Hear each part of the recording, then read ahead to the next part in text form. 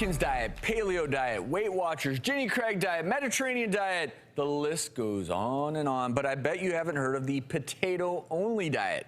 It's recently been making headlines, and one man in Melbourne, Australia, has decided to stick to this diet for an entire year. But is it safe? We actually have Andrew joining us via Skype all the way from Australia. We also have Dr. John McDougall joining us on the phone, who is a physician and a believer in this diet. He's also the author of The Starch Solution. So first things first, Andrew, how long have you been on this potato-only diet, and how's it been going for you? Today is the start of day 43, and everything's going fantastically well, much better than expected so far. How's your energy level? I feel fantastic. I've got abundant energy, so much that I had to start exercising again about a week ago, which is pretty good. And how many pounds have you lost? I'm not sure in pounds. It's 16 kilos. We work in kilos over here, so that's probably, I don't know, 30 plus pounds. So, Andrew, tell us a little more about the diet. I just make mashed potatoes or boiled potatoes or baked potatoes. I make everything without oil and or anything fatty added at all. And I have minimal amount of herbs and spices and sauces like tomato and barbecue and chili sauce and things like that. But it's pretty boring, really, and I'm doing that on purpose. And I do want to bring into the conversation Dr. McDougall, because Dr. McDougall, when I think of potatoes, I do think of them as life-sustaining in some of these famines we've talked about. But you actually believe that this is a great thing to just eat potatoes, or is your perspective more so that if you go this route, you'll be just fine? If you go this route, you'll be just fine. But my main focus, and what I really like to get across to people, is that human beings are starch eaters. But think about various diets around the world.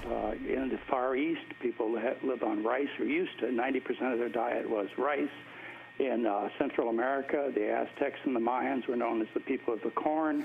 In South America, the Incas and the other people there, they eat basically potatoes. We can't deny the fact that potatoes don't have all the nutrients that you need to live a healthy existence, correct? That's incorrect. You could live on all potato diets alone. There was an experiment done and published in the Biochemical Journal in 1928 where they took a man and a woman.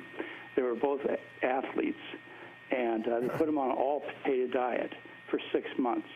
And they said that they had no desire for change. They enjoyed the diet.